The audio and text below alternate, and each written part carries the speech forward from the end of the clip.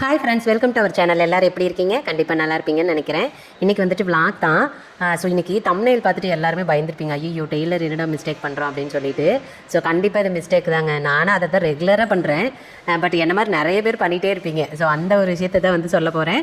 இதை பார்த்துட்டு நிறைய பேர் வந்துட்டு கன்ஃபியூஸ் ஆகிருப்பீங்க. கன்ஃபியூஸ் ஆகிறதுல ஒன்றும் இல்லை, நல்ல விஷயம் தான், பயந்துக்காதீங்க.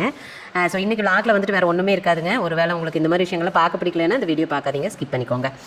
ஓகே, என்ன அப்படின்னா நான் பாருங்கள் இன்றைக்கி இது வந்து கொஞ்சம் பழைய வீடியோ, சரிங்களா? எங்களுக்கு வந்துட்டு கல்யாணம், ஒரு 2 கல்யாணம் இருந்துச்சு போகிறதுக்கு. ரிலேட்டிவ் வீட்டில் கல்யாணம் இருந்துச்சு. அது ரொம்ப முக்கியமான கல்யாணம் ரெண்டுமே. ஒன்று வந்துட்டு பங்காளி வீடு, அண்ணாவுக்கு அண்ணா அதாவது எங்கள் வீட்டுக்காரருக்கு அண்ணா ஆகுது, பங்காளி வீடு. இன்னொன்று வந்து எனக்கு அத்தை பேத்தியோட பையன், அவங்க கல்யாணம். ஸோ ரொம்ப ஆசையாக இருந்தேன் அந்த கல்யாணத்துக்கு போகிறதுக்கு. பட் என்ன அப்படின்னா ப்ளவுஸ் வந்துட்டு எதுவுமே நல்லாவே இல்லைன்னு வச்சுக்கோங்களேன். நம்ம தான் டெய்லர்ஸ் எப்போவுமே ஒழுக்கமாக ட்ரெஸ்ஸே தைக்க மாட்டோமே, ஊருக்கெல்லாம் தைச்சி கொடுப்போம். ஆனால் நமக்கு தைக்கிறதுக்கு மட்டும்தான் டைமும் இருக்காது. அப்புறம் நம்ம அதை பெருசாக கண்டுக்கவும் மாட்டோம்.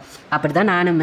அப்புறம் நல்ல ப்ளவுஸாக இல்லை அப்படின்னு சொல்லிட்டு சரி கல்யாணத்துக்கு போகிறோம், கொஞ்சம் அவங்களாம் வசதியானவங்க, அப்போ அவங்க கல்யாணத்துக்கு போகிறப்ப நம்ம கொஞ்சம் கிராண்டாக போகணும் இல்லையா?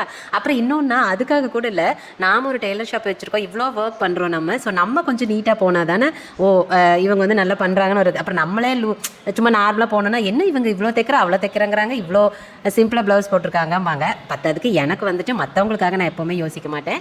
எனக்கு ரொம்ப பிடிக்கும் டிசைன் ப்ளவுஸ் எல்லாம் போடுறதுக்கு, ரொம்ப ரொம்ப பிடிக்கும். பட் நம்ம ரெகுலர் வேறு அதை போட முடியாது. அதனால எங்கேயாவது போகிற வரோம் அப்படின்னா அந்த ப்ளவுஸாவது முடிஞ்ச அளவுக்கு டிசைனாக போடணும் அப்படின்னு ஆசைப்படுவேன்.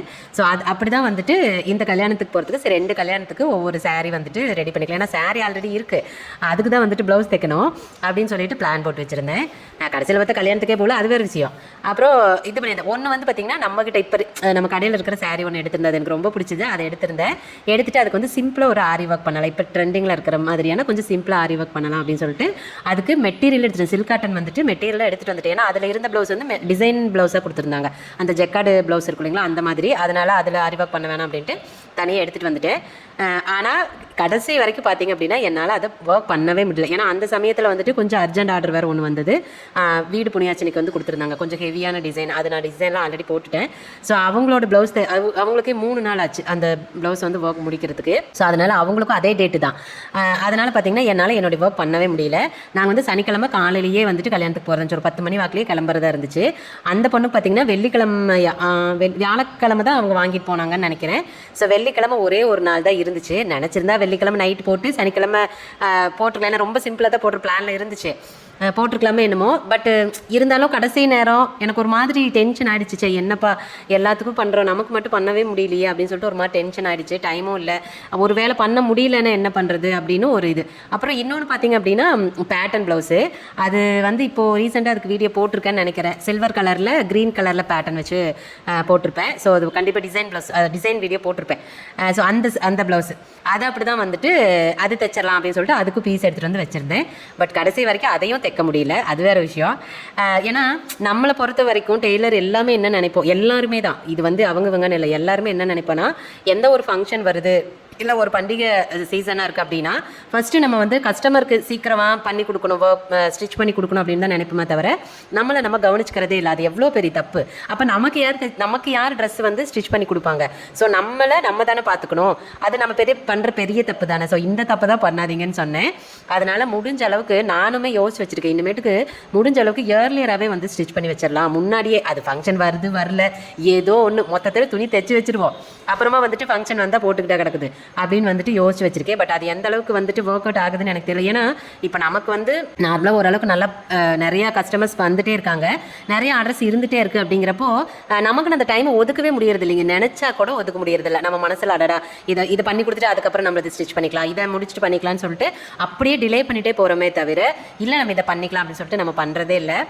எனக்குமே அது வந்துட்டு என்னடா நம்ம இவ்வளோ ஒர்க் பண்ணுறோம், இவ்வளோ இது பண்ணுறோம், ஆனால் நம்ம ஒரு விசேஷத்துக்கு போகிறப்ப நல்ல துணி போட்டு போக முடியறது இல்லையே அப்படின்னு ரொம்ப வருத்தமாக தான் இருக்குது. பட் என்ன பண்ணுறதுன்னு தெரியல. அப்புறம் கடைசியில் பார்த்தா கல்யாணம் 2 கல்யாணத்துக்குமே நான் போகலை. ஏன்னா ஃபஸ்ட் நாளே வந்துட்டு அதாவது நாளைக்கு கல்யாணம்னா அதாவது சனிக்கிழமை போக வேண்டியதா, நான் வெள்ளிக்கிழமையே வேறு தலை குளிச்சிட்டேன். அதனால சரி ரொம்ப டயர்டாக ஜென்மத்தில் இந்த தடவை ரொம்ப டயர்டாக இருந்துச்சா.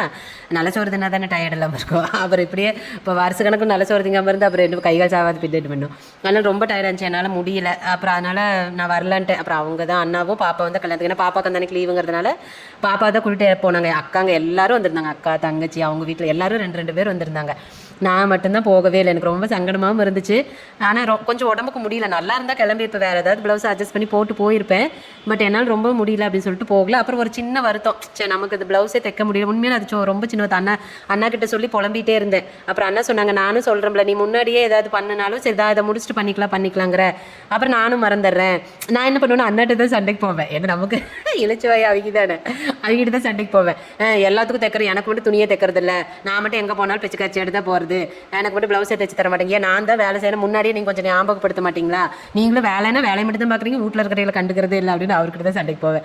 அப்புறம் அவர் வந்து டேபிள நான் சொன்னாலும் நீ சேர்ந்து அப்புறமா பார்த்துக்கலாங்கிற. அப்புறம் கடைசி நிமிஷத்தில் முடியல அப்படின்னு சொல்லிட்டு எங்கிட்டே சண்டைக்கு வர, நான் மட்டும் என்ன பண்ணட்டும், அதனால இனிமேட்டுக்காவது ஒழுக்கமாக முன்னாடியே ஸ்டிச் பண்ணி வச்சிரு, இல்லாட்டினா அது கல்யாணம் முடிச்சுட்டு வந்து சொன்னார், இல்லாட்டினா நீ இப்போவே மார்க் பண்ணி, ஏன்னா இப்போதைக்கு ஆரி ஒர்க் இல்லை, ஏன்னா அது வந்து அப்போ புரட்டாசி மாதம் பிறந்துருச்சுல்ல, அந்த பிறந்த புதுசு தானே, அதனால ஒர்க் இல்லை நீ இப்போவே ஸ்டார்ட் பண்ணிக்க அப்படின்னாங்க. நான் வந்துட்டு ஒரு 2 ஆர்டர் அர்ஜென்ட்டாக இருக்குது இல்லைங்க, அதை முடிச்சுட்டு ஆரம்பிச்சுக்கிறேங்க அப்படின்னு. அப்புறம் பார்த்து இப்போ வந்து ஒர்க் ஸ்டார்ட் ஆகிடுச்சு, நமக்கு வெட்டிங் ஆர்டரே வந்து ஸ்டார்ட் ஆகிடுச்சு. இதுக்கு மேலெல்லாம் நம்மளுக்கு வாய்ப்பே கிடையாது பண்ணுறதுக்கு. அப்புறம் இப்போதைக்கு ஒன்று கல்யாணத்தையும் காணோம், நம்ம போகிற அளவுக்கு நம்மளை கூப்பிட்ற அளவுக்கு ஒரு கல்யாணத்தையும் காணா. சரி பார்ப்போம், அந்த ஆரி ஒர்க் பண்ண ஒரு வேளை நம்மளுக்கு ஏதாவது இடையில முடிஞ்சால் வந்து ட்ரை பண்ணிப்போம். ஸோ அதனால் வந்துட்டு நானும் பார்த்துக்கலாம் அப்படின்னு விட்டுட்டேன். ஸோ எத்தனை டெய்லர்ஸ் வந்துட்டு இந்த மாதிரி இருக்கீங்கல்ல, தயவு செய்து நம்மளே கொஞ்சம் நம்ம பார்த்துக்கணுங்க. கரெக்டு தான், நம்ம நினைக்கிறது கரெக்டு தான், ஃபஸ்ட்டு கஸ்டமருக்கு தைச்சு கொடுக்கணும், அதுக்கப்புறம் நம்ம பார்த்துக்கலாம்னு நினைக்கிறது ரொம்ப நல்ல விஷயம் தான். ஏன்னா அதுதான் நம்ம செய்கிற வேலைக்கு நம்ம கொடுக்குற மரியாதை. ஏன்னா நமக்கு நம்ம வேலை தான் முக்கியம். எப்பவுமே நம்மளோட பர்சனலாக கண்டிப்பாக பார்த்துட்டு இருக்கக்கூடாது, அது கரெக்டான ஒரு விஷயம் தான். ஆனால் அதுக்காக எல்லா டைமும் அப்படி இருக்கக்கூடாது, நம்மளையும் நம்ம கொஞ்சம் கவனிச்சுக்கணும். சரியா, இனிமேட்டுக்காவது முடிஞ்ச அளவுக்கு எல்லாருமே கொஞ்சம் ஏர்லியராக வந்துட்டு நம்ம வந்து நம்மளுக்குன்னு ட்ரெஸ் வந்து ஸ்டிச் பண்ணிக்குவோம். சரிங்களா, ஏன்னா இப்போ இன்னும் உண்மையை சொல்ல போனால், இப்போ நான் ரெகுலராக கடைக்கு சாரீ கட்டிட்டு போகிறேன்ல, அதுலேயே 4-5 சாரியோட ப்ளவுஸ் வந்து கொஞ்சம் வெளுத்து போச்சு, அது மாதிரி கொஞ்சம் நல்லா இல்லை, போட முடியல, அந்த மாதிரி ஆயிடுச்சு. அதுக்கே நான் திரும்ப எடுத்து ப்ளவுஸ் தைக்கல, இது அதோட கொடுமை.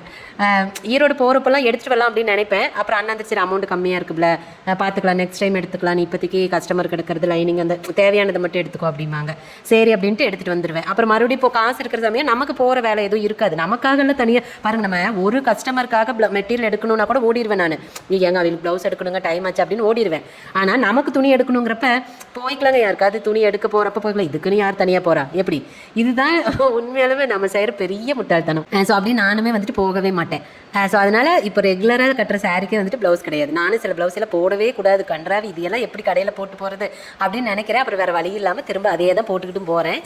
ஸோ அதனால் நீங்களும் கண்டிப்பாக தயவு செய்து உங்களை பார்த்துக்கோங்க, நல்லா ட்ரெஸ் பண்ணுங்கள். ஏன்னா நம்ம கடையில் இருக்கோம், நம்ம ஒரு ஓனராகவோ இல்லை மொத்தத்தில் நம்ம கடை நடத்துகிறோம் அப்படின்னா முதல்ல நம்ம ப்ரெசென்டபுளாக இருக்கணும். நம்ம நினைக்கிறோம் நம்மளை பார்த்தா அவங்க துணி கொடுக்க போகிறாங்க, நம்ம நல்லா ஸ்டிச் பண்ணி கொடுக்குறோம், கரெக்டு தான், அது உண்மை தான்.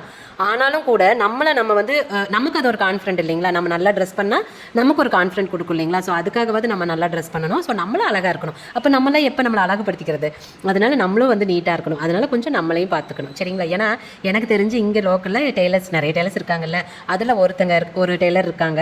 ஸோ அவங்களும் ஹஸ்பண்ட் அண்ட் ஒய்ஃப் 2 பேருமே இப்போ வந்து ஷாப் பார்த்துக்கிறாங்க. பட் அவங்களுக்கு என்னென்னா டெய்லர்ஸ் இருக்காங்க, லேடிஸ் டெய்லர்ஸ் வந்து வச்சு ஒர்க் பண்ணிட்டு இருக்காங்க.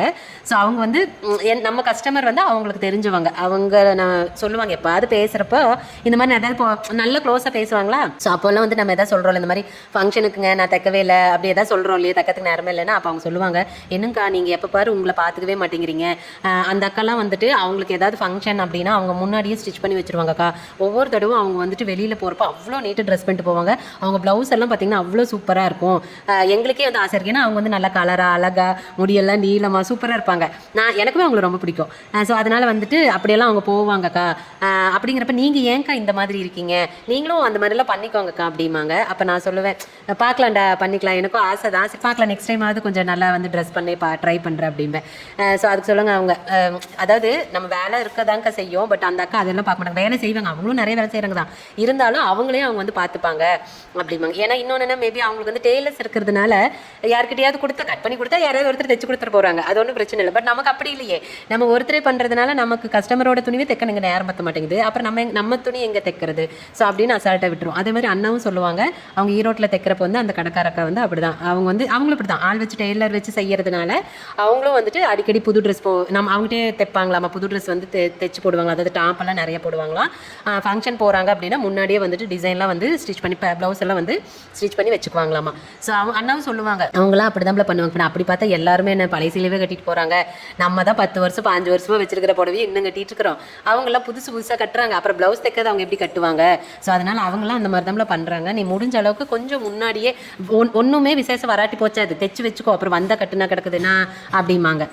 நானும் சரி அதெல்லாம் யோசிப்பேன், பட் ஆனாலும் திரும்ப அதை பண்ணுறதே இல்லை. எத்தனை வேலை இருந்தாலும் சரி கொஞ்சம் எப்போவாது நம்மளுக்கு ஒரு டைம் இருக்கும். சரி டைமே இல்லைப்பா எனக்கு வந்து வீக் டேஸில் எனக்கு டைமே இல்லை, நான் வீக்கெண்டுன்னு ஒன்று வருது இல்லை, அந்த வீக்கெண்டையாவது நம்மளுக்காக ஸ்பெண்ட் பண்ணுவோம். சண்டே வரும் இல்லையா? ஸோ சண்டேலையாவது நமக்கு ஒரு ப்ளவுஸ், ஒவ்வொரு சண்டே ஒரு ப்ளவுஸ் தைச்சா கூட எத்தனை ப்ளவுஸ் தைக்கலாம் பாருங்களேன். ஸோ அந்த மாதிரி அட்லீஸ்ட் சண்டேலையாவது ஒவ்வொரு ப்ளவுஸ் வந்து நமக்காக ஸ்டிச் பண்ணுவோம். நாங்களும் அப்படி தான் யோசிப்போம். ஸோ சண்டேலையாவது நமக்குன்னு ஒரு ப்ளவுஸ் தைக்கலாம் அப்படின்னு சொல்லிட்டு. பட் அதுவுமே வந்துட்டு அவ்வளோ செட் ஆகிறதில்ல. தைச்சிருக்கோம் பாப்பாக்காக, அது சாயந்தரம் 4 மணிக்கு போனால் ராத்திரி 9 மணி 10 மணி ஆயிடுச்சு சம்டைம். பாப்பாவுக்கு மட்டும் ட்ரெஸ் தைச்சிட்டு வந்துடுவோம். ஸோ அந்த மாதிரி தான். அதனால் வந்து எனக்குமே நானுமே இனிமேட்டு கண்டிப்பாக ஸ்டிச் பண்ணுறேன். சரியா? நாமளும் ஃபங்க்ஷன் போனால் நல்லா சூப்பராக ட்ரெஸ் பண்ணுறோம். எல்லாத்து மாதிரி நாமளும் அழகாக எல்லாத்து மாதிரி இல்லை, அவங்களோட பெஸ்ட்டாக நாமளும் ப்ளவுஸ் வந்து போட்டு போகிறோம். சரியா? கண்டிப்பாக எல்லாரும் வந்துட்டு இதை நீங்கள் பண்ணணும் அப்படின்னு நான் கேட்டுக்கிறேன். ஏன்னா இது நானும் ஒரு டெய்லர் கடை வச்சுருக்கிறேன் அப்படிங்கிறதுனால எல்லாத்தோட கஷ்டம், எல்லா டெய்லரோட கஷ்டம் எனக்கும் தெரியும் இல்லையா? ஸோ அதனால் சொல்கிறேன், நம்ம பார்த்துக்கிறோம், நம்மளும் வந்துட்டு கஸ்டமருக்கு தைக்கிற மாதிரி நம்மளுக்கும் நல்லா தைச்சு நாமளும் வந்துட்டு சூப்பராக ட்ரெஸ் பண்ணிட்டு போகிறோம். சரி, ஓகேங்களா? இதே மாதிரி நீங்கள் எத்தனை பேர் வந்து இந்த மாதிரி என்ன மாதிரியே யோசிச்சு வச்சுருக்கீங்க? இதே மாதிரி எத்தனை பேர் தைக்காமல் இருக்கீங்க? தைக்காம தான் இருப்பீங்க, இதில் இன்னும் ஆச்சரியப்படுற அளவுக்கு ஒன்றும் இல்லை. ஸோ அதனால் அப்படின்னு சொல்லிட்டு எனக்கு சொல்லுங்கள். சரியா? அதனால் இனிமேட்டுக்கு நம்மளை பார்த்துக்கிறோம் அப்படின்ட்டு ஒரு எப்படி சொல்கிறது, ஒரு எய்ம் பண்ணுவோம். சரியா? எய்ம் பண்ணால் தான் அட்லீஸ்ட் அதை வந்துட்டு அச்சீவ் பண்ணுறதுக்காகவாது ஓடுவோம். ஓகேவா? சரி, ஓகேங்க. இது வந்து சும்மா ஒரு கேஷுவலான விஷயம் தான், இது ஒன்றும் அவ்வளோ முக்கியமான விஷயம் கிடையாது. ஸோ இந்த வீடியோ ஃபுல்லாக பார்த்துருந்தீங்க அப்படின்னா ரொம்ப நன்றி. சரி, ஓகேங்க. இந்த வீடியோக்கு அவ்வளோதான். இன்னொரு வீடியோவில் பார்க்கலாங்களா? பாய்.